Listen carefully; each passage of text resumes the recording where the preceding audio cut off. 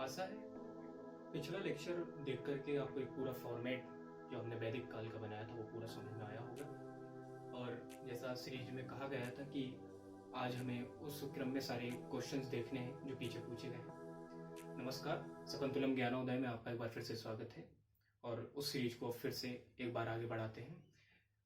जो हमने पीछे फॉर्मेट बनाया था वैदिक काल का, जैसे सिंधु घाटी सभ्यता से हमने चीज़ों को लिंक कर करके देखा था, उस पूरे फॉर्मेट में हमने चीज़ों को समझा कि वैदिक काल कैसे आया, क्या ज़रूरत हुई, और ऋग वैदिक काल का समय क्या रहा, और उसके बाद उत्तर वैदिक काल का समय कब रहा, वेद कितने हुए, उपनिषद कितने हुए, वेदांत कितने हुए। बहुत सारे हम प्रश्नों पर चर्चा कर भी चुके थे और पूरा हम फॉर्मेट भी बना चुके थे। आज एक जो क्वेश्चंस का फॉर्मेट बनाया है वो तो सिर्फ समझाने के लिए बनाया गया है कि हम किन किन आयामों पर प्रश्नों को देखेंगे, लेकिन प्रश्न कहाँ कहाँ से देखेंगे वो सारे एक तरीके से एक तरफ से क्वेश्चंस का जो है हम चर्चा करेंगे। उस क्वेश्चंस में जो देखा है, जितने भी हमने Uttarakhand PCS, Uttar Pradesh PCS, Uttarakhand triple SC या यूपी ट्रिपल एससी या एसआई, इन पेपरों में जो पिछले 10 सालों में प्रश्न पूछे गए हैं उनका एक संकलन किया है। इवन इसमें कुछ प्रश्न आपको यूपीएससी के भी देखने को मिलेंगे जो ऐसा लगता है कि रिपीट हुए हैं यूपी पीसीएस या UPSC, even UP triple SC या यूके ट्रिपल एससी में भी। तो उन प्रश्नों का हम क्रमवार अध्ययन करेंगे और जो महत्वपूर्ण प्रश्न हैं उनको ही सिर्फ इसमें संकलित किया गया है। और यकीन मानिए सारे प्रश्न बहुत ज्यादा इंपॉर्टेंट होने वाले हैं। अगर पूरा फॉर्मेट आपने पिछला लेक्चर अगर देखा है, पूरा फॉर्मेट समझा है, और उसके बाद जो सारे प्रश्नों की अभी हम चर्चा करेंगे उन प्रश्नों को एक बार आप सिर्फ देख भी लेते हैं तो पॉसिबल है कि आप आराम से ऑप्शंस देख करके आंसर टिक कर सकते हैं। तो अभी हमारा क्या क्वेश्चंस देखने का फॉर्मेट रहेगा वो हम देखते हैं।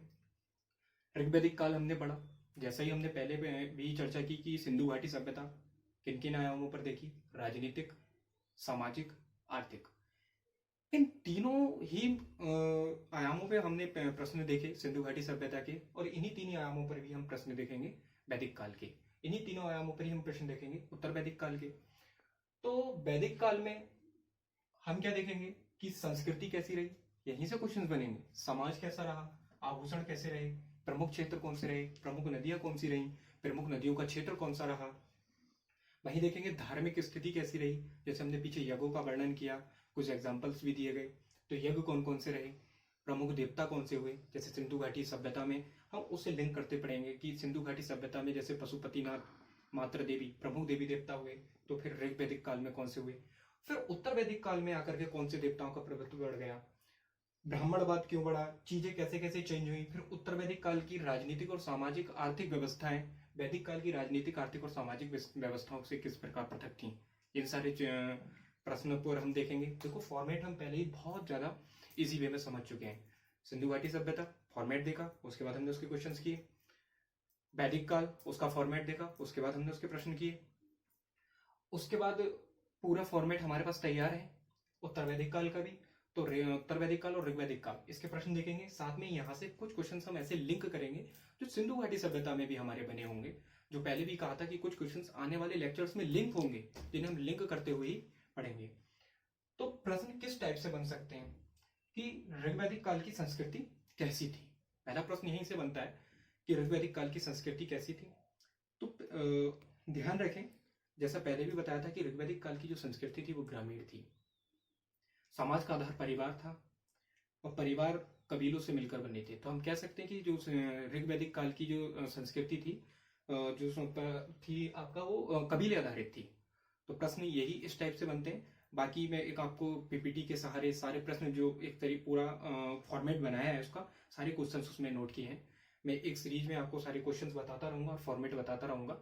आप उसको पॉज करके नोट डाउन भी कर सकते हैं, या फिर इतने इजी वे में है कि आप अगर एक दो बार देख भी लेते हैं तो सारे आपको कंठस्थ हो जाएंगे। ठीक है, पहला क्वेश्चन यही है कि ऋग्वैदिक काल में, ये आपका जो क्वेश्चन है ये आपका यूपी ट्रिपल एससी 2012 में पूछा गया प्रश्न है कि निम्नलिखित में से किस समय कबीलाई ग्रामीण संस्कृति पाई जाती थी। तो जैसा हम पहले ही चर्चा कर चुके थे ऋग्वैदिक काल में, तो ऋग्वैदिक काल में कबीलाई आधारित, देखो हमने पहले ही चर्चा किया था, कल ही जैसा फॉर्मेट बनाया था और वहीं से सीधे सीधे ये प्रश्न बनाए। तो तो कहने का मतलब यही है कि आपको सिर्फ देखते जाना है और प्रश्न बनने, बहुत इजी फॉर्मेट में, बहुत ज्यादा इजी ये फॉर्मेट है। आपको लगेगा कि लिखा हुआ तो बहुत ज्यादा कम है, लेकिन इसमें बहुत सारे प्रश्न बनते हैं और उसी टाइप से हम लोग उस पर चर्चा कर रहे हैं। दूसरा प्रश्न था कि गोप या विस्पति, गोप या विस्पति ऋग्वैदिक काल में किसको कहा जाता था? तो ये आपका राजा को कहा जाता था। गोप या विस्पति राजा को कहा जाता था। प्रश्न यही बनेगा कि ऋग्वैदिक काल में गोप या विस्पति किसको कहते थे? तो आपका ऑप्शन होगा वहां पे राजा। प्रश्न ऋग्वैदिक काल की सबसे छोटी इकाई कौन सी थी? तो ऋग्वैदिक काल की सबसे छोटी जो प्रशासन की इकाई माना जाता था उस टाइम परिवार या कुल को माना जाता था।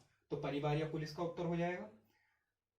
अगला प्रश्न है, ये उत्तराखंड पीसीएस ने पूछा है कि जन प्रशासन की जो माफ कीजिएगा, प्रशासन की सर्वोच्च इकाई क्या थी? तो प्रशासन की जो इकाई थी सर्वोच्च, वो जन थी। प्रशासन की जो आपकी सर्वोच्च इकाई थी वो जन थी। और यही जो जन की प्रशासन की सर्वोच्च इकाई है, उत्तर वैदिक काल में जनपद ले लेंगे। तो हम उसको यहां से लिंक करके पढ़ेंगे। याद रखें, ऋग्वैदिक काल में प्रशासन की जो सर्वोत्तम इकाई है वो जन है, लेकिन उत्तर वैदिक काल में इसका स्थान जनपद ले लेते हैं। और ये आपका 2016 में एक प्रश्न पूछा है यूपीपीसीएस ने कि समिति क्या थी? ऋग्वैदिक काल में समिति क्या होती थी? समितियां अभी भी होती हैं, तो उससे लिंक नहीं करेंगे। उस समय की पूछिए तो ये जनसाधारण की संस्थाएं होती थी। तो सीधा सा वहां पर ऑप्शन दे रखा था, जनसाधारण की संस्थाएं। तो समितियों से ज्यादा कंफ्यूज नहीं होना है, सीधे देखेंगे जहां जनसाधारण की संस्थाएं लिखा होगा वही आपका आंसर होगा। उसके बाद है कि देखो, कहीं पर इसको बिदत लिखा है, कहीं पर इसको बीथी लिखा है। कि बीथी क्या होती थी? तो जो लूटी गई वस्तुएं होती थी उनका जो बंटवारा किया जाता था उनको बीथी कहते थे। तो एक प्रश्न ये बहुत अच्छा बन सकता है आपका, जो आपका उत्तराखंड ट्रिपल एससी ने पूछा है। उसके बाद वैदिक काल के जो प्रमुख क्षेत्र थे, जैसा मैंने बताया था सॉरी आपको, कि अन्य तथ्यों में हम देखेंगे कि नदियां कौन कौन सी थी और उनके प्रमुख क्षेत्र कौन कौन से थे। तो उन प्रमुख क्षेत्रों में अलग अलग प्रश्न पूछे हैं। देखो, उसमें ज्यादातर जो प्रीवियस ईयर के 10 साल के प्रश्न देखे, उसमें 4 प्रश्न मिले जो पूछे गए, लेकिन उसमें 1-2 प्रश्न और ऐसे थे जो बन सकते थे। जिसमें पहला था कि सप्त सैंधव किसको कहा जाता था? सप्त सैंधव किसको कहा जाता था? कि ये 7 नदियों का क्षेत्र था, या आर्यों द्वारा बसाए गए गांवों का, आर्यों द्वारा जो बसाए गए कबीलों का, जो ऋग्वैदिक काल में थे। इस टाइप से ऑप्शंस थे। तो सप्त सैंधव नाम से ही लग रहा है कि ये नदियों का, 7 नदियों का क्षेत्र था, जिसमें आती थी आपकी सिंधु, रावी, व्यास, झेलम, चिनाब और सरस्वती। अब इन नदियों में ऐसे भी आपसे प्रश्न बना सकता है, जैसे मुझे देखने को तो नहीं मिला प्रीवियस ईयर में, कि निम्नलिखित में से कौन सी नदी सप्त सैंधव नदी में नहीं आती है। या आपसे ऐसे प्रश्न पूछ सकता है, निम्नलिखित में से कौन कौन सी नदियां सप्त सैंधव में थी, उनमें से आपको ऑप्शन दे सकता है। 1 2 3 4, 1 2 3 4, इस टाइप से आपको ऑप्शन मिल सकते हैं। तो याद रखें, सिंधु, रावी, झेलम, ब्यास, चिनाब, सतलज और सरस्वती। उसके बाद ये यूपीपीसीएस 2017 में भ्रमरसी का जो प्रश्न पूछा गया, ये क्या था? तो ये था आपका गंगा यमुना दोआब का क्षेत्र। क्वेश्चन पूछा था कि गंगा यमुना दोआब क्षेत्र को क्या कहा जाता था? तो भ्रमरसी। उसके बाद ये प्रश्न तो नहीं पूछा गया, लेकिन हो सकता है पहले कभी पूछा गया हो, लेकिन बहुत महत्वपूर्ण प्रश्न हो सकता है कि ब्रह्मव्रत किसको कहा जाता था? ब्रह्मव्रत किसको कहा जाता था? तो जो दिल्ली के समीप का क्षेत्र था, उस समय जितना भी जो क्षेत्र था दिल्ली के समीप का था, उसको ब्रह्मव्रत कहा जाता था। उसे याद रखें। उसके बाद ये क्वेश्चन पूछा है आपका मध्य प्रदेश पीसीएस ने 2011 में कि उत्तरापथ क्या था? उत्तरापथ क्या था? तो उत्तरापथ उस जगह को कहा गया जो विंध्याचल पर्वत के उत्तर का क्षेत्र था। उत्तर से ही लग रहा है उत्तर, तो जो विंध्याचल पर्वत के उत्तर का क्षेत्र था उसको उत्तरापथ किया गया। एमपीपीसीएस 2011 में प्रश्न पूछा गया है। देखिए, सारे वही प्रश्न हैं, उन्हीं प्रश्नों का फॉर्मेट है जो प्रीवियस ईयर्स में पूछे गए हैं। अगर इन प्रश्नों को एक बार आप आधार बना लेते हैं और इनसे संबंधित थोड़े बहुत प्रश्न और देख लेते हैं, यकीन मानिए आपका कोई भी प्रश्न नहीं बच पाएगा। उसके बाद है अन्य तथ्य जिसमें प्रश्न पूछा गया है यूपीएससी में 2000 यूपीएससी में, माफ कीजिए मैं इसका साल तो लिखना भूल गया हूँ, कि अथर्ववेद के अनुसार राजा को आय का कितना भाग मिलता था। अथर्ववेद, पहले ही हम इस बात पर चर्चा कर चुके हैं कि अथर्ववेद को उत्तर वैदिक काल में लिखा गया है, तो उत्तर वैदिक काल की बात चल रही होगी। प्रश्न तो वैसे ही उत्तर वैदिक काल का है, लेकिन हम इसको ऋग्वैदिक काल में ही इसकी चर्चा कर लेते हैं कि अथर्ववेद के अनुसार राजा को कर का कौन सा भाग मिलता था। तो 1/16वां भाग, 1/16वां भाग, ठीक है। बाकी ये देखिए मौर्य काल में जाकर के ये डिजिट थोड़ी सी चेंज हो जाएगी, 1/6 भाग हो जाएगी। उसको बिल्कुल कंफ्यूज नहीं करना है, ज्यादातर उसी से कंफ्यूज करते हैं। ये चीज ये मौर्य काल का है, जो सबसे महत्वपूर्ण जो भाग होता था राज्य की इनकम का, लेकिन यहाँ पर 1/16वां भाग है। उसके बाद सबसे महत्वपूर्ण प्रश्न जो सबसे ज्यादा रिपीट हुआ, जो UK PCS, UP PCS, Uttarakhand triple SC, UP triple SC सभी में देखने को मिला कि वैदिक काल में बलि शब्द का वर्णन किस लिए किया गया है। वैदिक काल में बलि शब्द का वर्णन किस लिए किया गया है। ऑप्शंस आपको दिए जा सकते हैं कि एक प्रकार का कर था, या एक प्रकार की दी जाने वाली बलि थी, या सोने के रूप में दिया जाने वाला उपहार था। तो बलि एक प्रकार का कर था। याद रखना, बहुत ही ज्यादा इंपॉर्टेंट क्वेश्चन है, जिसको मैं मोस्ट इंपॉर्टेंट की श्रेणी में रखता हूँ कि बलि जो उस समय दिया जाने वाला कर था। इस टाइप के ये प्रश्न आपके ऋग्वैदिक काल में जो है बहुत ज्यादा इंपॉर्टेंट हो सकते हैं। तो हमने कुछ प्रश्न इसकी राजनीतिक स्थिति के देखे, उसी में हमने 1-2 प्रश्न सामाजिक स्थिति के देखे। उसी क्रम में हम आगे देखते हैं कि ऋग्वैदिक काल में सामाजिक स्थिति के और किस प्रकार के हमारे क्वेश्चन अच्छे बन सकते हैं। ठीक है, राजनीतिक स्थिति और आर्थिक स्थिति हमें पता है कि यहाँ से प्रश्न कम ही बनते हैं, सबसे ज्यादा प्रश्न सामाजिक स्थिति से बनते हैं, क्योंकि ज्यादातर चीजें सामाजिक स्थिति से धार्मिक स्थिति पे भी टच होती हैं। तो क्या क्या चीजें हैं, क्या क्या क्वेश्चन हैं जो हमारे सामाजिक स्थिति में बन सकते हैं।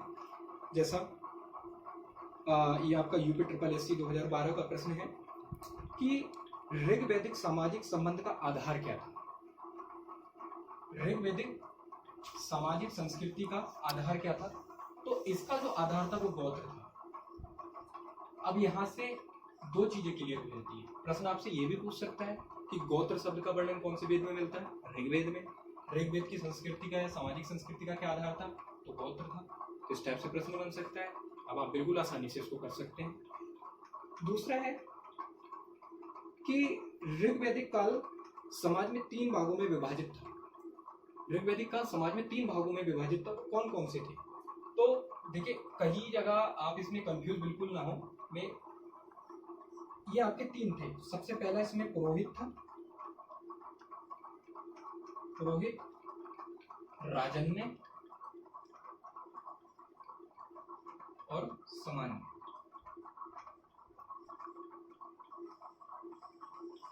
ये 3 भागों में विभाजित था, पुरोहित, राजन्य और सामान्य ऋग्वैदिक काल में। लेकिन आपसे बहुत से लोगों ने, बहुत से नहीं, मैं यही मानता हूँ लगभग अधिकतम लोगों ने यही पढ़ा होगा कि हमें वर्ण व्यवस्था का वर्णन मिलता है, और ऋग्वैदिक काल के तो 10वें मंडल में ये तक पता चलता है कि पुरुषसूक्त में जो 10वां मंडल है उसको पुरुषसूक्त में लिखा है कि समाज 4 वर्णों में विभाजित था। तो बिल्कुल सही बात है। अगर प्रश्न यह होगा कि समाज कितने वर्गों में विभाजित था, तो 4 वर्ण हैं, लेकिन उस समय समाज में ये लिखा तो है, लेकिन समाज में 3 जो आयाम थे उन पर समाज उस टाइम पे चल रहा था, पुरोहित, राजन्य और सामान्य। लेकिन अगर प्रश्न पूछेगा कि समाज कितने वर्णों में विभाजित था, तब 4 वर्णों में। उस समय जो आधार था वो ये था। अगला प्रश्न है कि ऋग्वैदिक समाज में स्त्रियों की स्थिति कैसी थी। देखिए प्रश्न क्यों ऐसा एग्जामिनर ने पूछा है। मैंने पहले ही बताया था कि चीजों को हम लिंक कर करके पढ़ेंगे। एग्जामिनर भी ये जानता है कि हमने ऋग्वैदिक काल पढ़ने से पहले सिंधु घाटी सभ्यता पढ़ी होगी, और वहां हमने पढ़ा होगा कि संकेत मिलते हैं मातृसत्तात्मक परिवार होने के। तो ऋग्वैदिक काल में समाज पितृसत्तात्मक है। तो हो सकता है जिन्होंने पढ़ा है उनको तो पता है कि ठीक है ऋग्वैदिक काल में समाज पितृसत्तात्मक हो जाता है। तो स्त्रियों की जो दशा थी वो बहुत ज्यादा बेहतर थी ऋग्वैदिक काल में। तो इसलिए कंफ्यूज नहीं करना है कि अगर आपने पढ़ा है कि ऋग्वैदिक काल में पितृसत्तात्मक समाज हो जाता है तो स्त्रियों की जो स्थिति है वो खराब होगी, नहीं, स्त्रियों की स्थिति बहुत ज्यादा बेहतर थी। स्त्रियां समितियों में भाग लेती थी। ये भी अपने आप में एक प्रश्न है कि निम्नलिखित में समितियों में भाग कौन लेता था? निम्नलिखित में से समितियों में कौन भाग लेता था? तो निम्नलिखित में से प्रश्न ये पूछेगा कि किस किस में स्त्रियों की जो दशा थी वो बेहतर थी। ऑप्शन दे देगा आपको सिंधु घाटी सभ्यता, ऋग्वैदिक काल। हालांकि ऐसा पूछना तो नहीं चाहिए प्रश्न, लेकिन वो दे सकता है, उत्तर वैदिक काल दे सकता है, ऋग्वैदिक काल दे सकता है। तो ऋग्वैदिक काल स्त्रियों की जो दशा थी वो बहुत ज्यादा बेहतर थी। उत्तर वैदिक काल में उसमें कुछ हमें गिरावट देखने को मिलती है। ठीक है, और एक अगला प्रश्न यही है कि निम्नलिखित में से स्त्रियां किस किस संस्था में भाग लेती थी? तो आपकी जो समितियां होती थी और जो विधि होती थी उनमें भाग लेती थी। अब प्रश्न ये पूछा जाता है कि क्या ऋग्वैदिक काल में बाल विवाह का प्रचलन था? यूपीपीसीएस या कोई भी स्टेट पीसीएस हो, मेरा मानना है कोई भी स्टेट पीसीएस हो, यूपीएससी हो या कोई भी ट्रिपल एससी का एग्जाम हो, लगभग लगभग सभी ने ये प्रश्न पूछा है। या तो इस तरीके से कि निम्नलिखित में से किसमें बाल विवाह का प्रचलन नहीं था, या निम्नलिखित में से किसमें बाल विवाह का प्रचलन नहीं था। ऋग्वैदिक काल में बाल विवाह का प्रचलन नहीं था, इसको ध्यान रखें, ऋग्वैदिक काल में बाल विवाह का प्रचलन नहीं था। सती प्रथा, पर्ता प्रथा और बहुपत्नी प्रथा का प्रचलन निम्नलिखित में से कौन से काल में नहीं था? ऋग्वैदिक काल में नहीं था, बिल्कुल ठीक है, यूपी ट्रिपल एससी 2009। सती प्रथा का प्रचलन बिल्कुल नहीं था, पर्दा प्रथा का नहीं था, तलाक व्यवस्था नहीं थी। ठीक है, अब एक प्रश्न ये बनता है, जैसे हम 18वीं और 19वीं सदी में पढ़ते हैं कि भारत में जो कुरीतियां थी जो दूर की, जिनको दूर करने के लिए दयानंद सरस्वती का आप नाम पढ़ोगे इस बार, सॉरी माफ कीजिएगा, राजा राम मोहन राय जी का नाम पढ़ोगे आप, पंडित ईश्वर चंद्र विद्यासागर का नाम पढ़ोगे कि उन्होंने विधवा पुनर्विवाह पे कितना ज्यादा काम किया। लेकिन हमारे ऋग्वैदिक समाज में क्या विधवा पुनर्विवाह को अनुमति थी? प्रश्न यही बनता है कि विधवा पुनर्विवाह को अनुमति कौन से काल में थी? तो ऋग्वैदिक काल में बिल्कुल अनुमति थी, विधवा पुनर्विवाह किया जाता था। तो प्रश्न बिल्कुल ठीक बन सकता है। उसके बाद ये प्रश्न है आपका यूपीपीसीएस 2013 का कि निम्नलिखित में से किसको अघन्या कहा जाता था? आपके ऑप्शन है गाय, भूमि, कर, तो यह इनमें से कोई नहीं। तो ऑप्शन है ऑब्वियसली गाय। अघन्या का मतलब ही क्या होता है? अघन्य का जो मीनिंग ही होता है वो ये होता है जिसको मारा ना जा सके, मारा ना जा सके। तो गाय को जो है ना मारने योग्य माना जाता था और इसको अघन्या कहा जाता था। तो प्रश्न बिल्कुल आपका इस तरीके से बन सकता है। तो ये हमने सामाजिक स्तर पर ऋग्वैदिक काल के प्रश्न देखे, बहुत इंपॉर्टेंट आपके प्रश्न है, इसी आधार पर और ज्यादा प्रश्न बन सकते हैं। इसी तरीके से जो आपका इसमें प्रश्न है आभूषण से संबंधित है, जिसमें 3 प्रश्न बहुत पूछे गए हैं कि कर्णशोभन, कुरीर और निष्क ये क्या थे? तो कर्णशोभन जो आपके नाम से ही लग रहा है कानों के आभूषण होते थे। कुरीर सिर पर धारण करने वाला आभूषण था, सर पर उसको धारण किया जाता था। निष्क ये गले का आभूषण था। और जियोचनी, जियोचनी ये कॉमन क्वेश्चन मिला आपका UP triple SC, UP PCS में 2 बार देखने को मिला। जियोचनी क्या था? तो जियोचनी अभी का अंगूठी, ये आभूषण थे। तो हमने इनके आभूषण देखे, सामाजिक व्यवस्था देखी। उसके बाद हम देखते हैं कि इनकी अर्थव्यवस्था के आधार पर क्या क्वेश्चन हो सकते हैं। सामाजिक व्यवस्था पे या सामाजिक स्थिति में इससे ज्यादा क्वेश्चन आपको नहीं मिलेंगे। अगर इससे कोई संबंधित प्रश्न पूछा भी जाता है फॉर्मेट यही रहेगा। प्रश्न, ग्रामीण जो संस्कृति थी उनका जो मुख्य व्यवसाय था वो क्या था? ये तो हम कल भी अपने फॉर्मेट में चर्चा कर चुके हैं कि पशुपालन और कृषि उनका मुख्य व्यवसाय था ऋग्वैदिक काल में। तो आर्थिक व्यवस्था का पहला प्रश्न यही हो जाता है। देखिए जिस तरीके का हमने फॉर्मेट बनाया था प्रश्न बिल्कुल उसी तरीके से पूछे जा रहे हैं। अगर आपने उसी तरीके से चीजों को फॉलो किया है तो आप ऑटोमेटिकली प्रश्न सुनने से पहले शायद आपके दिमाग में उत्तर आ जा रहा होगा। उसी तरीके से है कि जो संपत्ति थी उसका मुख्य भाग क्या था?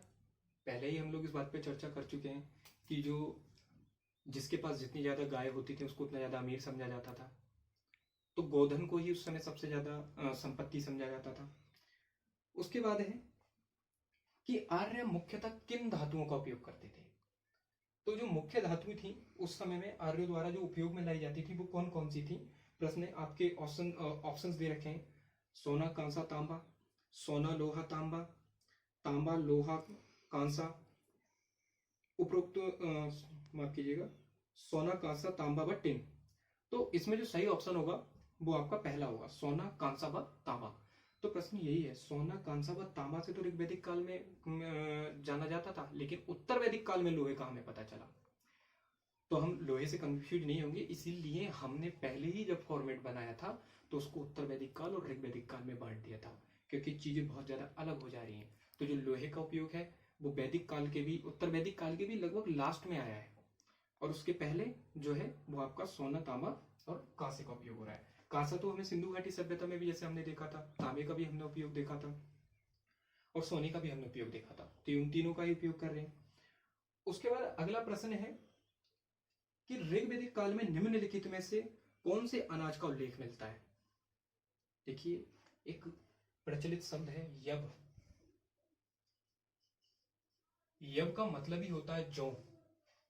तो जब ऋग्वैदिक काल की बात की जाएगी तो आपको जो ऑप्शन क्लिक करना है। या सिंधु घाटी सभ्यता से आपको बिल्कुल भी चीजों को नहीं लिंक कर देना है। सिंधु घाटी सभ्यता में जैसे हमें धान, तिल, गेहूं, कपास, बहुत सारी चीजों का वर्णन मिलता है, लेकिन यहाँ आपको उस चीज से कंफ्यूज नहीं होना है, सिर्फ जॉब पे क्लिक करना है अगर आपका ऋग्वैदिक काल दिया है तो। उसके बाद है वस्त्र बनाना। बिल्कुल वस्त्र बनाना, लेकिन यहाँ पे एक चीज अलग है, वस्त्र बनाए जाते थे, एक ये अच्छा उद्योग था उस टाइम, लेकिन वस्त्र सिर्फ और सिर्फ स्त्रियां बनाती थी। प्रश्न पूछा जाता है ऋग्वैदिक काल में निम्नलिखित में से कौन कौन वस्त्र बनाता था, तो स्त्रियां, पुरुष शिल्पकार, स्त्री शिल्पकार, पुरुष शिल्पकार, तो इसमें सिर्फ स्त्रियां। उसके बाद है निम्नलिखित में से किस काल में कपास का उल्लेख नहीं मिलता है। 2013 का प्रश्न है यूपी ट्रिपल एस सी। तो जाहिर सी बात है ऋग्वेद में आपका ऋग्वैदिक काल में कपास का उल्लेख नहीं मिल रहा है। ऐसा मत सोचना जिसने सिंधु घाटी सभ्यता पढ़ा है और उसके बाद में उसने वैदिक काल पढ़ा है तो वो सोचे कि जब सिंधु घाटी सभ्यता में उसका वर्णन मिलता है और ऋग्वैदिक काल बाद में तो वहां पे मिलेगा। देखिए बिल्कुल अलग चीजें चल रही हैं। जैसा हमने पहला पढ़ा था सिंधु घाटी सभ्यता बिल्कुल अलग हो जाती है, हम तुलना करते हुए ही पढ़ रहे हैं। तो इसलिए जो आपका ऋग्वैदिक काल है उसमें कपास का उल्लेख नहीं मिलता है। उसके बाद ये आपका 2015 का प्रश्न है कि क्या ऋग्वैदिक काल में किसी मुद्रा का प्रयोग किया जाता था। देखिए किया जाता था, लेकिन ज्यादा बृहद स्तर पर नहीं किया जाता था। मैंने जैसे पहले भी बताया था आपको, जब हमने फॉर्मेट बनाया था किस तरीके के प्रश्न आते हैं, तो हम इस बात की चर्चा पहले ही हम कर चुके हैं कि गायों को इतना अमीर समझा जाता था और गायों के बदले ही चीजों का आदान प्रदान किया जाता था, मतलब विनिमय प्रणाली चलती थी। लेकिन निस्क नाम का जो सिक्का था बाद में उसने मुद्रा का रूप लिया, लेकिन उसका इतनी बड़ी मात्रा में प्रचलन नहीं था। तो ये हमारी आर्थिक व्यवस्था हुई। उसके बाद हम देखेंगे कुछ धार्मिक स्थिति कि धर्म के आधार पर किस प्रकार के हमारे प्रश्न बन सकते हैं। तो हमने पहले ही बताया था कि ऋग्वेद में है ही है, देवताओं की स्तुति के आधार है, श्लोकों का संकलन है, इन्हीं चीजों से तो हमारा ऋग्वेद बना है। तो उसमें हम देखेंगे क्या क्या है। देखो बहुदेववाद था, बिल्कुल ठीक है। अगर प्रश्न ये आता है क्या ऋग्वैदिक काल, निम्नलिखित में से सही कथनों का चयन कीजिए, क्या ऋग्वैदिक काल में बहुदेववाद था, क्या ऋग्वैदिक काल में बहुदेववाद के बाद भी एकेश्वरवाद था, तो दोनों ही ऑप्शन सही है। कभी आप सोचें कि बहुदेववाद भी है और एकेश्वरवाद भी है, ऐसा नहीं था।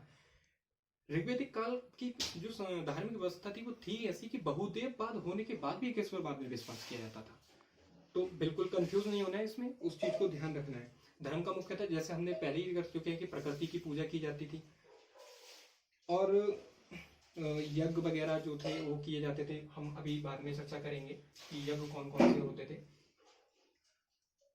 उसके बाद है क्या ऋग्वैदिक काल में देवियों की संख्या अधिक थी। क्या ऋग्वैदिक काल में देवियों की संख्या पुरुष देवताओं के बराबर थी।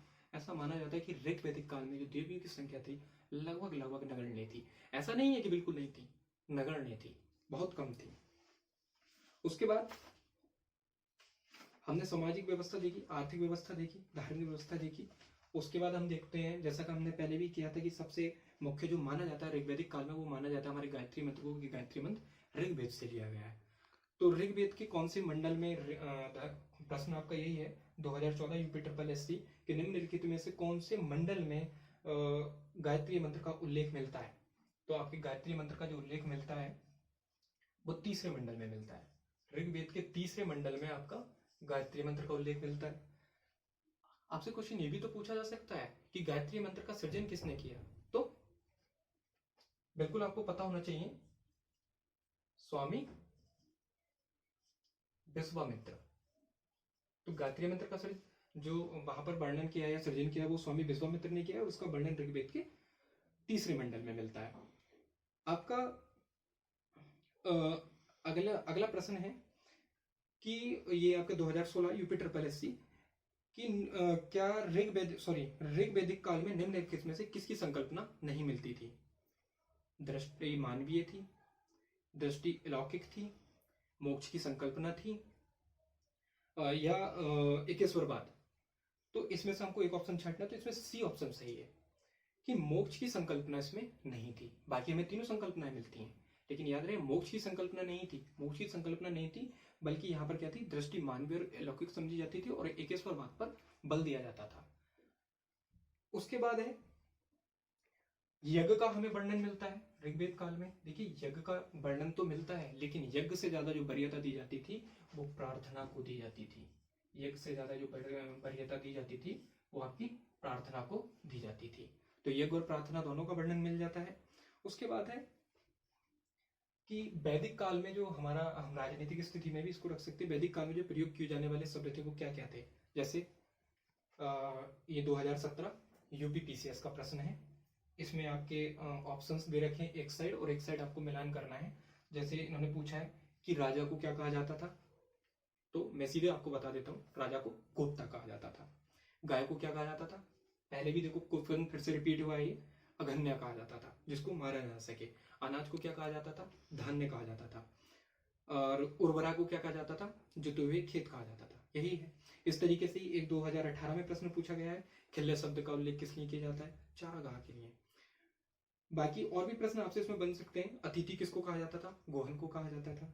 या फिर लांगल किसको कहा जाता था, जो बाद में आके उत्तर वैदिक काल में हल को कहा गया जब लोहे का उपयोग ज्यादा होने लगा।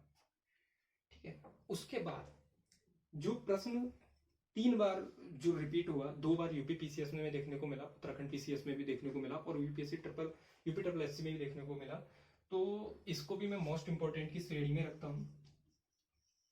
वो प्रश्न ये है कि जो अभी की नदियां हैं उनका प्राचीन नाम क्या था। तो ये कॉमन क्वेश्चन है। जैसे झेलम नदी का क्या नाम था, तो झेलम नदी का जो आपका नाम था उसको हम वित्सता कह सकते हैं। झेलम नदी के नाम को हम वित्सता कह सकते हैं।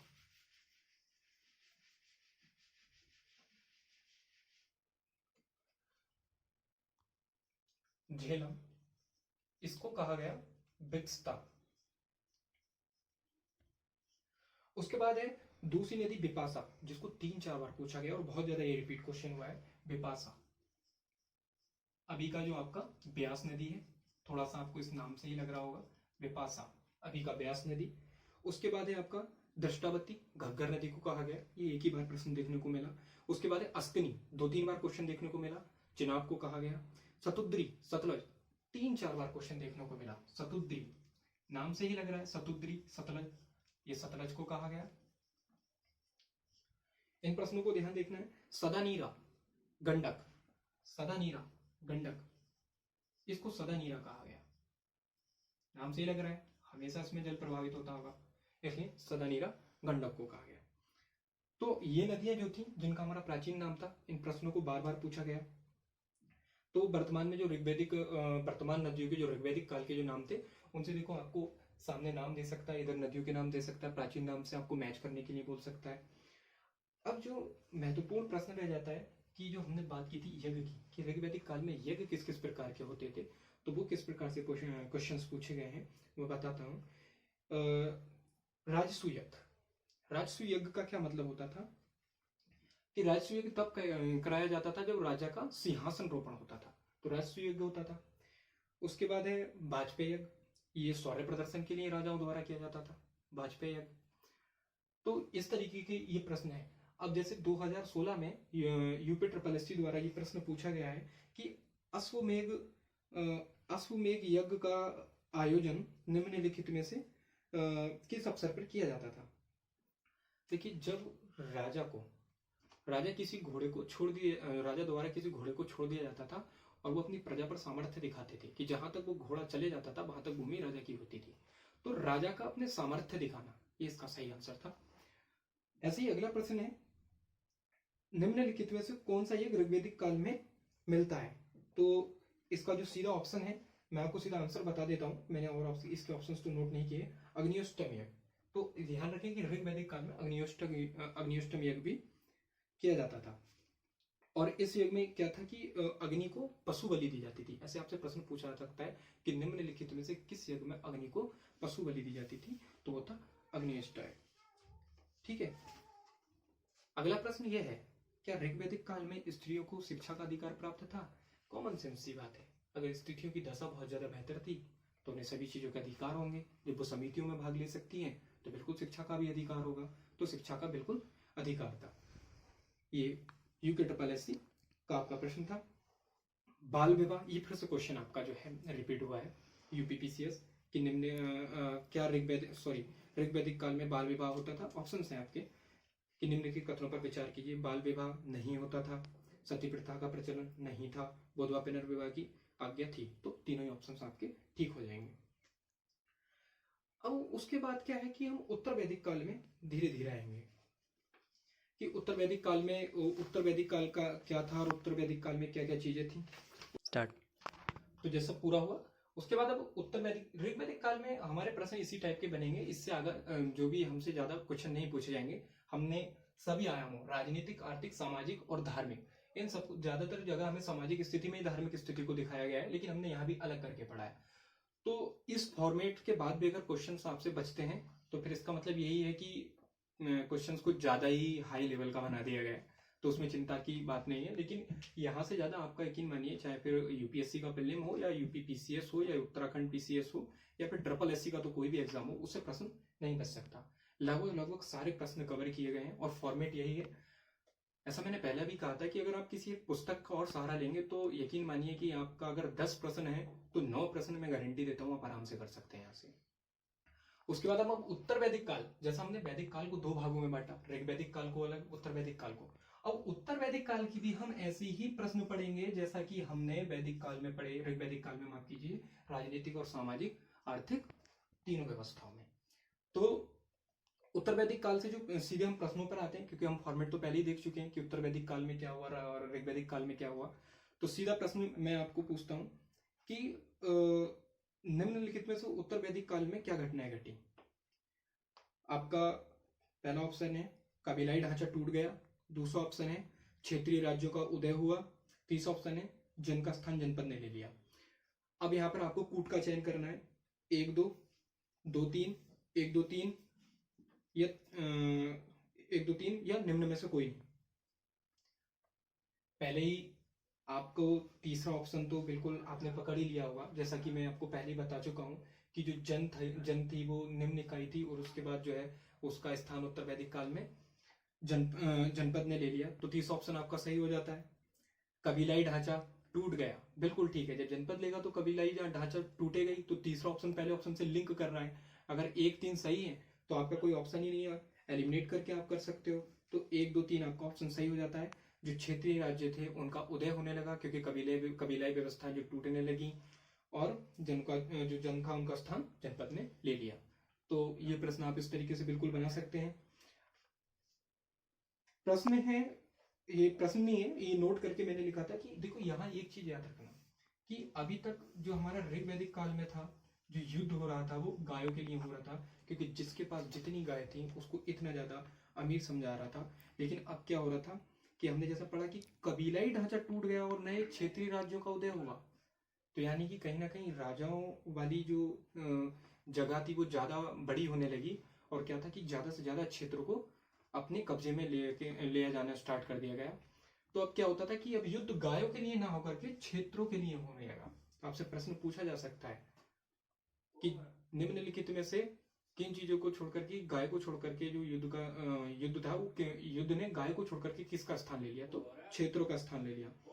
उसके बाद अगला प्रश्न है कि निम्नलिखितों में से किसमें जो स्त्रियों की सदस्यता थी उसको बहिष्कृत कर दिया गया?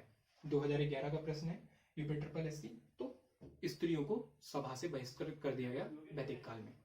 उसके बाद आपका अगला प्रश्न है, ये आपका यूपी टीईटी का प्रश्न है 2016 का, कि बलि, ये फिर से प्रश्न आ गया है कि बलि के अतिरिक्त जो कर के जो भाग थे वो कौन कौन से थे। तो पहले जो हमारे जैसे पहले ही चर्चा कर चुके हैं कि बलि क्या था, एक तरीके का कर था, हम अपने फॉर्मेट में ही चर्चा कर चुके हैं, पूरे उसी में ही देखिए प्रश्न लिंक होते जा रहे हैं। तो बलि के अतिरिक्त कौन कौन से जो नए शब्द थे जो कर के लिए उपयोग किए गए, तो उत्तर वैदिक काल में 2 नए शब्द और आ गए थे। तो उसमें आपके ऑप्शन दे रखे हैं, भाग और शुल्क, सीता और शुल्क, सीता और भाग। तो इसमें जो आपका सही ऑप्शन होगा वो पहला होगा, भाग तथा शुल्क। उसके बाद आपकी जो अगला प्रश्न है कि राजा की सहायता करने वाले उच्च अधिकारियों को क्या कहा जाता था, यूपिटर प्लस सी। तो याद रहे, रत्निन, रत्निन। देखिए इस टाइप के प्रश्न ज्यादातर गलत होते हैं, क्योंकि यहाँ से प्रश्न ज्यादातर पूछे जाते हैं कि मध्यकाल में किस टाइप के प्रश्न पूछे जाते हैं, या सीधा बोल देगा सल्तनत काल में क्या किस तरीके से अधिकारी, उच्च अधिकारियों को क्या बोला जाता था। लेकिन अगर बोलेगा कि वैदिक काल में क्या बोला जाता था, तो रत्ने, या उत्तर वैदिक काल में बोला जाएगा रत्ने। तो उसको कंफ्यूज ना करें, याद रखें। उसके बाद है कि यहाँ पर राजा की कोई स्थायी सेना नहीं होती थी, राजा की कोई भी स्थायी सेना नहीं होती थी। अब स्थायी सेना नहीं होती थी तो कैसी सेना होती होगी। असल में क्या था कि राजा स्थायी सेना नहीं रखता था, क्योंकि उस समय कोई भी इतना ज्यादा युद्ध का वो नहीं होता था। जब भी किसी क्षेत्र का कब्जाना होता था उत्तर वैदिक काल में, तब भी युद्ध लड़े जाते थे। तो जो सैनिक रखे जाते थे वो सिर्फ उसी समय के लिए सीमित रखे जाते थे। जैसे अभी हमें कोई काम करना है तो हम 1 महीने के लिए कुछ लोगों को हायर कर लें, इसी तरीके से सैनिक रखे जाते थे, स्थायी सेना नहीं थी। उसी तरीके से अब हम देखेंगे इसकी सामाजिक व्यवस्था कैसी थी। सामाजिक व्यवस्था में हम देखेंगे, राजनीतिक व्यवस्था हमारी कंप्लीट हुई। सामाजिक व्यवस्था में इस तरीके के प्रश्न पूछे गए हैं कि उत्तर वैदिक काल में वर्ण व्यवस्था का आधार कर्म आधारित ना होकर के किस पे आधारित हुआ, तो जन्म आधारित। जैसे ऋग्वेदिक काल में क्या था हमारा, कर्म आधारित, कि जिसके जैसे कर्म होंगे उसको ऐसे वर्ण में रखा जाएगा। लेकिन उत्तर वैदिक काल में जन्म आधारित कर दिया कि जो जिस वर्ण में जन्म लेगा वो आगे उसी का वही वर्ण रहेगा। कर्म से हटा करके यहाँ पर जन्म को ज्यादा वरीयता दी गई। उसके बाद है इसमें लोग जो है स्थायी जीवन जीने लगे। जैसा हमने देखा कि क्षेत्र बसने लगे, और जैसे देखिए वैदिक काल में बस्तियां ग्रामीण ही नहीं, लेकिन जैसे जैसे वैदिक काल आपका समाप्ति की ओर होगा तो नगर बसने लगेंगे। तो प्रथम जो प्रश्न होंगे, जो जो जो प्रथम 2 नगरों का वर्णन मिलता है वो कौन कौन से होंगे, जैसा मैं भी आपको बताऊंगा। तो उनका क्या मतलब आधार रहा, तो ऐसा नहीं है कि वैदिक काल जो है नगरीय व्यवस्था रही, उसको लेंगे हम ग्रामीण व्यवस्था में ही, लेकिन बाद में नगर उसमें स्टार्ट हो गए जैसे जैसे उत्तर वैदिक काल का पतन हुआ। उसके बाद है उत्तर वैदिक काल में, अब जो हमने 4 वर्ण का देखिए, जब पूरा है वैदिक काल, तो वैदिक काल का मतलब है कि ऋग्वेद और ऋग्वैदिक काल और उत्तर वैदिक काल दोनों की बात हो रही है। अगर ऋग्वैदिक काल अलग करके पूछता है और वैदिक काल अलग करके पूछता है तब बात अलग हो रही है। तो अब इसने प्रश्न पूछा है कि वैदिक काल में कौन कौन से वर्णों का उल्लेख मिलता है। बहुत ही सरल प्रश्न है, हमें पता है कि 4 वर्ण होते हैं, तो मुझे नहीं लगता बताना है, पुरोहित, क्षत्रिय, वैश्य और सूत। तो बिल्कुल सबसे आसान प्रश्न शायद ये मुझे यही लगा, 2016 का प्रश्न है यूपी ट्रिपल एससी। उसके बाद है कि कौन से ब्राह्मण में 4 वर्णों का उल्लेख मिलता है। जैसे हमने पहले पढ़ा था कि ब्राह्मण होते थे, और आपके ब्राह्मण होते थे, उपनिषद होते थे, वेदांग होते थे, तो आपका ऐत्रेय ब्राह्मण, तो आसान प्रश्न हो सकता है सिर्फ ऐत्रेय ब्राह्मण। उसके बाद है आपका आर्थिक स्थिति, सामाजिक स्थिति के लगभग हमने प्रश्न पूरे किए। उसके बाद आपकी आर्थिक स्थिति के प्रश्न रह जाते हैं। अब आर्थिक स्थिति में किस तरीके के प्रश्न बन सकते हैं कि मुख्य फसल क्या थी, मुख्य फसल इनकी धान। देखिए यहाँ पे जौ का, ऋग्वैदिक काल में जौ का मिलता है वर्णन यव शब्द से, लिंक करते हुए पढ़ना। और सिंधु घाटी सभ्यता में जैसा हमें पता था धान, गेहूं, कपास, तिल, बहुत सारी चीजें मिलती हैं, और यहाँ पर हमारा क्या मिलता है आर्थिक स्थिति में, धान व गेहूं। उत्तर वैदिक काल में धान व गेहूं का वर्णन मिलता है। प्रश्न पूछा गया है कि निम्नलिखित में से किस काल में कपास का उल्लेख नहीं मिलता है। सिंधु घाटी, हड़प्पा सिंधु घाटी सभ्यता में, उत्तर वैदिक काल में, ऋग्वैदिक काल में, या इनमें से कोई नहीं। बिल्कुल सीधी सी बात है, कपास का उल्लेख नहीं मिलता है, तो हमने जैसे भी पढ़ा था कूट का प्रयोग करना है, इसमें भी 2 व 3 हो जाएगा। यानी कि ऋग वैदिक काल और उत्तर वैदिक काल, दोनों में से किसी में कपास का उपयोग नहीं मिलता, सिंधु घाटी सभ्यता में मिलता था। इसमें कूट इस तरीके से दिए गए हैं, पहला है 1 2 3, 2 3, 1 3 और 1 2, तो 1 तो सब में आ रहा है तो ऑप्शन खुद ही हट जाते हैं, 2 3 सिर्फ बचता है। इस तरीके से यहाँ पे इसको हल कर सकते थे। उसके बाद है उत्तर वैदिक काल की जो सभ्यता थी उनका आधार क्या था, प्रश्न फिर से रिपीट हुआ है, तो बिल्कुल ग्रामीण थी, जैसा मैंने इससे पहले चर्चा कर चुके हैं, ग्रामीण थी। उसके बाद है उसके ग्रामीण थी, और इसमें एक प्रश्न है कि नियमित सिक्कों का जो उपयोग था वो किस काल में आरंभ हुआ, तो इसमें देखिए इसका आंसर तो जो दे रखा है वो वैदिक काल के उपरांत करके इन्होंने लिखा है, लेकिन सही इसकी एक्सप्लेनेशन नहीं मिली। तो मैं तो यही कहूंगा कि अगर वैदिक काल में आए तो सिक्कों का जो प्रचलन था आप उसको नगण्य मानकर चलेंगे, क्योंकि इतना कुछ प्रयोग मिलता नहीं। जैसा मैंने आपको पहले ही बताया था कि निष्क नाम की मुद्रा का प्रचलन तो हुआ, लेकिन बहुत ज्यादा कम मात्रा में था। अभी तक भी विनिमय का जो प्रयोग था वो चल रहा था। सिंधु घाटी सभ्यता में तो हम मानेंगे, लेकिन ऋग वैदिक काल में बहुत कम मिलता है, गायों को ज्यादा वरीयता दी गई। ठीक है, अब जैसे इसमें इन्होंने दे रखा है कि ग्रामीण तो आधार था, लेकिन फिर पहले नगर कौन से होंगे, तो आपको ज्यादा उम्मीद है सबको पता ही होगा, हस्तिनापुर और कौशाम्बी। हस्तिनापुर और कौशाम्बी प्रथम नगर थे जो बसे, तो आप हस्तिनापुर और कौशाम्बी को सबसे प्राचीन नगर मान सकते हैं अभी। उसके बाद है कि उत्तर वैदिक काल में किस प्रकार के बर्तन सर्वाधिक प्रचलित थे, तो लाल मृद भांड। सिंधु घाटी सभ्यता में हमें कई प्रकार के मिलते हैं, लेकिन यहाँ पे लाल मृद भांड सबसे ज्यादा प्रचलित थे। उसके बाद है कि उत्तर वैदिक काल की धार्मिक स्थिति कैसी थी, जैसा हमने यहाँ भी धार्मिक स्थिति अलग देखी थी, तो यहाँ भी जो धार्मिक स्थिति के वो प्रश्न हमने अलग देखने हैं। तो धार्मिक स्थिति पर हम किस तरीके के प्रश्न बना सकते हैं, धर्म का स्वरूप अब क्या है, बहुदेववादी हो जाएगा। धर्म का स्वरूप बहुदेववादी हो जाएगा। हमने पहले कहा था कि वैदिक काल में बहुदेववाद था, लेकिन एकेश्वरवाद को वरीयता दी गई, यहाँ पर बहुदेववाद को वरीयता दे दी गई। और यहाँ पर जो उद्देश्य था जीवन का वो भौतिक सुखों को हो गया। उसके बाद है प्रजापति, विष्णु, रुद्र महत्वपूर्ण देवता इनके हो गए, तो आपसे पूछ सकते हैं। इंद्र का भी बाद में आपको वर्णन मिलता है, अग्नि का, बहुत सारे आपके, उषा देवी, इस टाइप के बहुत सारे आपको वर्णन मिलेंगे। उसके बाद है जैसा हम पहले भी देख चुके हैं, प्रश्न बना है आपका, यज्ञ का महत्वपूर्ण बढ़ गया और जटिल कर्म कांडों की उपयोगिता बढ़ गई। देखो जब बहुदेव बाद बढ़ जाएगा तो ये आपके जो कर्म कांड है ऑटोमेटिकली बढ़े जाएंगे। उसके बाद है सर्वप्रथम जो मोक्ष की यहाँ पर मिली, देखो अब क्या था, उपनिषद हमारे लिखे जाने लगे, वैदिक काल में ही लिखे गए ज्यादातर। तो जो उपनिषदों में क्या था कि अब मोक्ष की, जैसा हमने देखा कि ऋग वैदिक काल में हमने देखा मोक्ष की संकल्पना नहीं मिलती है, लेकिन यहाँ पे हमें मोक्ष की संकल्पना मिलने लगी। उसके बाद है मृत्यु की चर्चा निम्नलिखित में से सर्वप्रथम किस ब्राह्मण में की गई, उत्तर प्रदेश पीसीएस 2009 का प्रश्न है, तो सतपथ ब्राह्मण में। कुछ प्रश्न 2009 से भी लिए गए हैं इसमें, तो सतपथ ब्राह्मण, सतपथ ब्राह्मण का भी आप चर्चा करेंगे, याद रखेंगे सतपथ ब्राह्मण।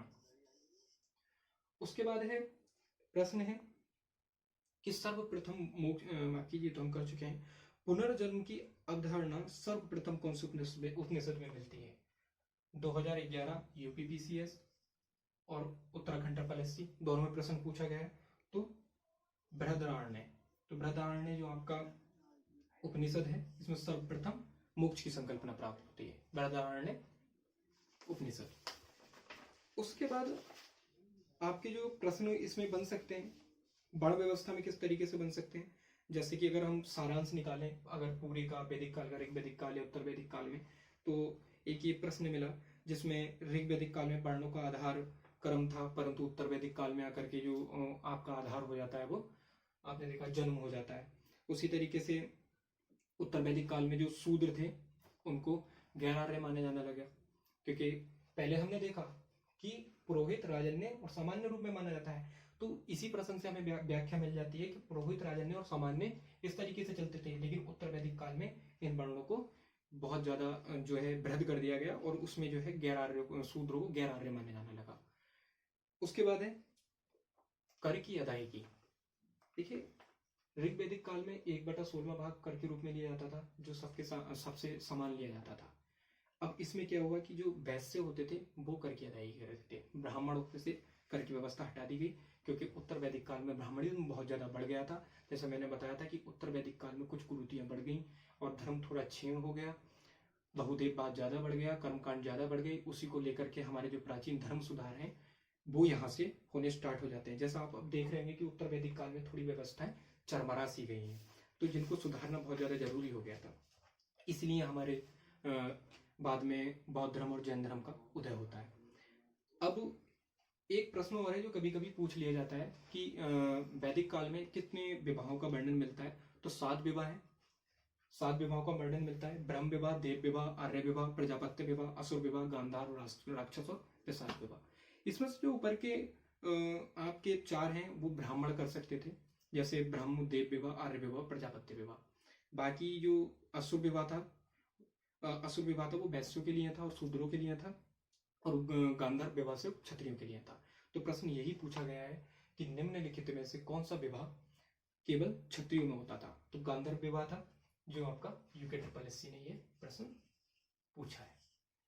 उसके बाद है, एक बार भारतीय दर्शन पे आप नजर मार लेंगे। जैसा हमने पहले ही इस चीज की चर्चा कर चुकी है कि हम दर्शन कितने थे, वेदांत कितने थे, तो मैं एक बार आपको और बता देता हूँ। 6 दर्शन है। अब उन दर्शनों से हमारे कौन कौन लिंक्ड हैं वो मैं आपको एक बार बता देता हूँ। सबसे हमारा पहला सांख्य दर्शन, सांख्य दर्शन,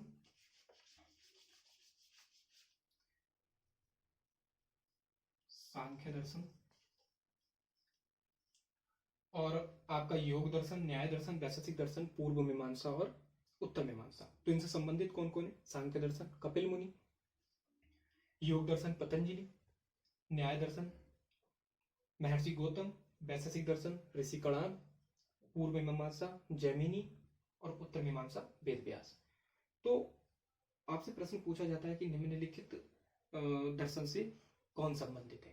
तो ये वही सारे प्रश्न थे जो आपके ऋग वैदिक काल में और उत्तर वैदिक काल में प्रश्न पूछे जा सकते थे। और वैदिक काल से जितने भी संबंधित प्रश्न थे, इससे ज्यादा फॉर्मेट से आपसे कोई नहीं पूछ सकता, और इससे ज्यादा इजी कोई फॉर्मेट भी मुझे लगता नहीं हो सकता। बाकी आप अपना खुद का फॉर्मेट बना सकते हैं जो आपके लिए ज्यादा इजी होगा। अब इसके आगे जैसी व्यवस्थाएं बदल गई थी तो जैन धर्म और बौद्ध धर्म को आना पड़ा, तो आगे वाली जो हमारा सैटरडे और संडे को क्लास होगा वो बौद्ध धर्म और जैन धर्म के ऊपर होगा। धन्यवाद। कृपया शेयर और लाइक ज़्यादा से ज़्यादा करें।